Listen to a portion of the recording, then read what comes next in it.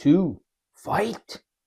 Here we go, guys. So round 1 is done. We're moving into round 2. Our first fight is Typhus, first captain of the Death Guard, versus Marneus Calgar, chapter master for the Ultramarines. We saw Typhus in the last round do some pretty incredible damage, and then Marneus, he made it through. It was a very close fight, but I'm going to tip the scales to Typhus for this one, but we'll see what happens. The terrain is also quite a bit different here. Just going to zoom out so you guys can see. Changed it out a bit. So we have more of kind of a jungle, swampy, I don't know, it's like a fuel facility kind of terrain going on. It's going to be the same rules, so it will be Marneus rolling to see if he can go first and get set up first and move first. If Typhus outrolls him, then he will be the one taking the initiative for the first turn. The other fights to come are Abaddon versus High Marshal Helbrecht. We have Azrael versus the Orc Warboss in Mega Armor. And lastly, Karn the Betrayer versus the Gene Stealer Abominant. So we're going to get this one started, move over the dice tray, roll. The starting positions are going to be a little bit different too, so I'll cover kind of where they are and what kind of ground they have to cover here. A bit more terrain as well to hide behind and move around. So we'll see how this one shakes out. Should be a lot of fun. Here we go. Fight 'em up by 40K, Finnigan 40K, Marneus Calgar versus Typhus. First roll off for round 2. It is going to be Marneus going first, followed by Typhus. So here's Marneus's roll. It is a 6. And here we go for Typhus. It is a 3. So Marneus will be set up on the battlefield in his desired location. And we will also have him moving first. So let's get this one started. I think it's going to be a fantastic one. All right, here we go. Fight 'em up series, round 2 by Finnigan 40K. Marneus Calgar has been placed down here.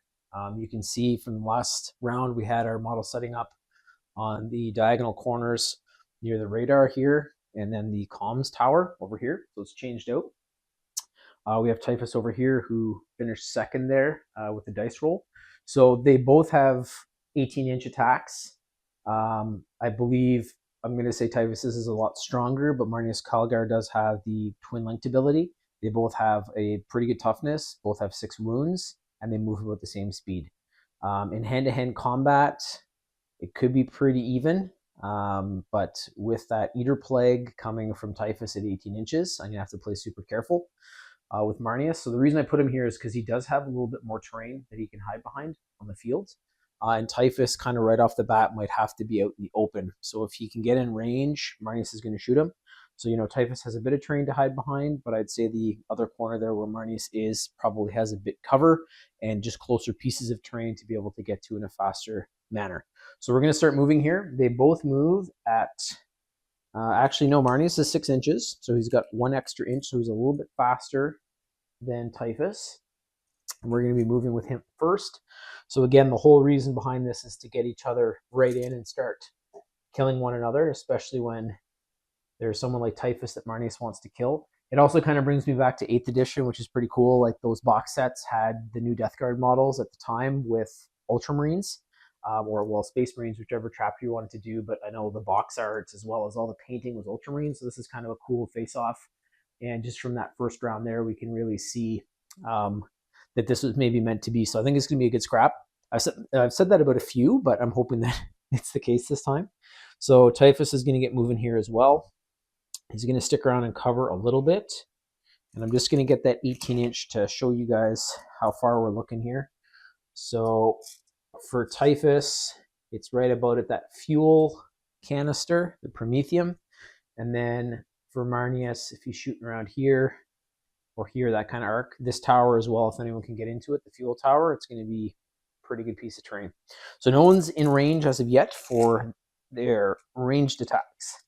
I'm going to get Typhus moving here in just a sec after Marneus.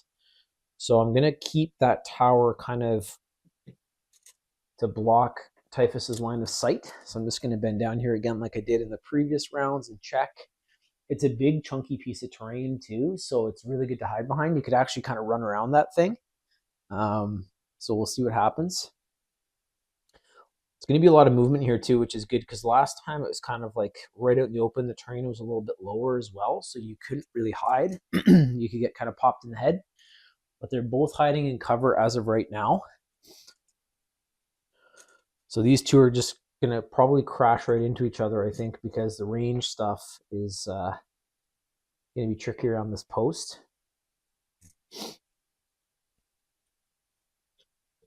So as of right now, whoever pops out first is going to probably get that ranged attack. They're both on either side of the post or either side of the fuel tower. I'm unsure if this is going to be the way it happens every round because we do have kind of different strategies and techniques. Like Azrael is going to be distance, so I'm thinking he can probably stay a little bit further back and fight, but these guys, both with their closer weapons, are going to have to get super close. So as you can see, they're still right behind the fuel tower. We're moving back to Marneus here. I have to play it super safe because Typhus has the Eater Plague, which has the ability to kill Marneus probably outright. But again, this is all about the fight here. So what I'm going to do is move Marneus out 6 inches. I'm not going to say the move's finished because I just want to see if he's in range of the Man Reaper or not. He's definitely in the range of the Eater Plague. I'm going to actually have him back here just a little bit to be outside of range of Typhus rushing in next turn. And we're going to go to the dice tray because Marneus Calgar is going to be using the Gauntlets of Ultramar to hopefully deal some damage to Typhus. So over to the dice tray for that. All right, so in behind the dice tray now, this is Marneus Calgar's first shoot. He's in range with the Gauntlets of Ultramar, which are 18 inches. It is 4 attacks hitting on a 2+, and they are twin-linked, which is sweet. Strength is not great, though. Strength 4 versus a toughness of 6, so we'll see what this can actually do. So we needed 2+, 1 fell off, so you can't twin-link the hit roll, but you can twin-link this next one. So it's Strength 4 versus toughness 6, need 5s to wound. None were there, so that twin linked is going to be great. So 5s again here. And nice, got 2. So better than nothing. It is a -1 to AP, which brings Typhus up to a 3+ save. He has a 4+ save, but that may only come into play when we're in hand-to-hand combat here. So we're looking for 3+ from Typhus. He did save 1. He actually failed, so he has lost 2 wounds. It is 2 damage, so he has gone from 6 wounds down to 4, and Marneus Calgar has done some damage, which is great.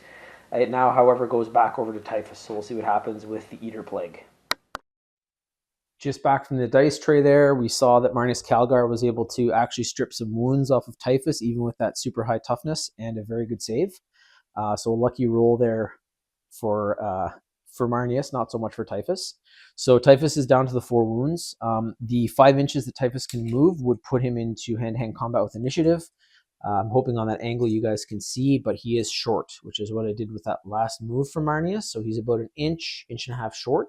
However, he is in range with the Eater Plague, which is 18 inches.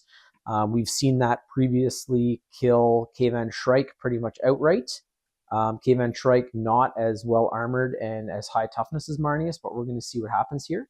And if Typhus does roll a 1, it's actually damage to himself as the Psyker delivering that. So we're hoping for a 1 here from the side of Marneus, and we're hoping for the highest roll possible for Typhus. So back over the dice tray for that. It's going to be the Eater Plague from Typhus against Marneus. Here we go.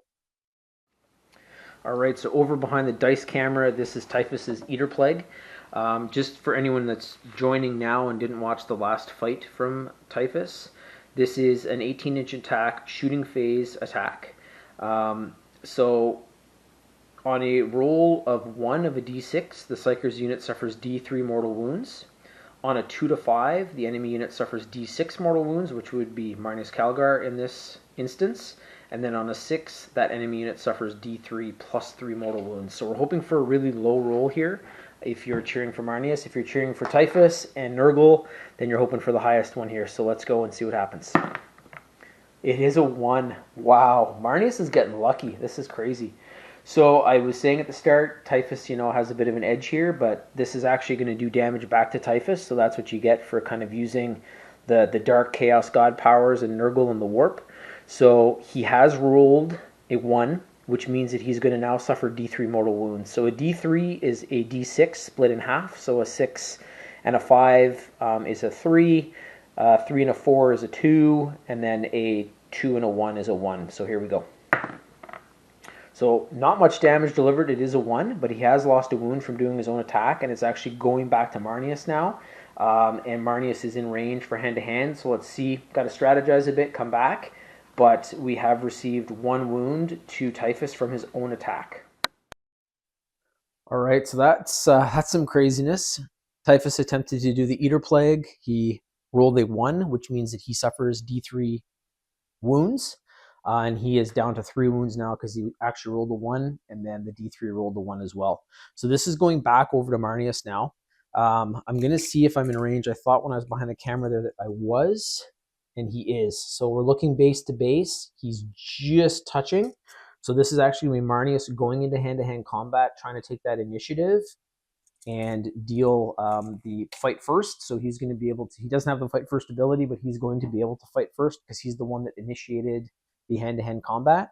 So we're going to see what those gauntlets of Ultramar do. And with Typhus down to 3 wounds, it's possible Marneus could kill him. But if Typhus is able to counterattack and fight back, that could be the end of Marneus. So a little bit tricky. I maybe should have shot with him, but I want to see some hand-to-hand here between 2, titans of, well, they're both Space Marines. Just one is not so much anymore.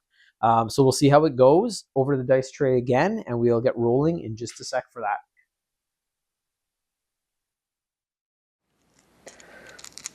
So Gauntlets of Ultramar in hand-to-hand combat now, 6 attacks, hitting on 2+, twin-linked. So this is great, strength 8.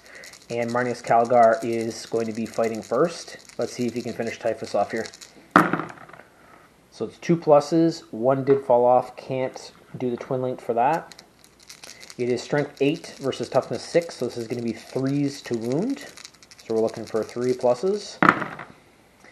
3 fell off, but since this is twin-linked, I can roll these again, which really helped us last time when he was doing his ranged attack with them. So looking for 3 pluses. And we did get 1 extra in. So 2 did fall off. It was a 2 and a 1, but we have a 6, 6, 4. This is minus 3 to 8 AP, so if Typhus did not have an invulnerable save, it would be a very tough save for him to do. But he does have a 4+, so that is what Typhus is going to be saving. And any that are not saved are 3 damage. So if 1 gets through, Typhus has been finished by Marneus Calgar. So here we go. We're looking for 4 pluses for Typhus. Wow. So luck again on the side of Marneus Calgar. Typhus hurts himself, and then he also is not able to save. So he didn't save any here. It was a 4+, so that's actually 3, 6, 9 damage that has gone through, and that would have killed Typhus outright. That is the end of this fight, and Marneus Calgar is moving on to round 3. Insane.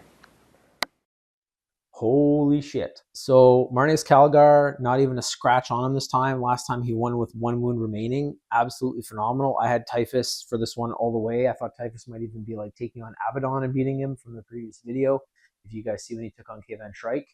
But Marneus Calgar, fantastic. So he is moving on to round 3. That's the end of our first fight of round 2. Next up is going to be Abaddon versus High Marshal Helbrecht. I think that's going to be a very good fight. And I'm not going to make any guesstimations this time because we don't know what's going to happen, because this one was totally not what I was expecting. So on to that one in just a sec. But yeah, Marneus Calgar moving on to round 3.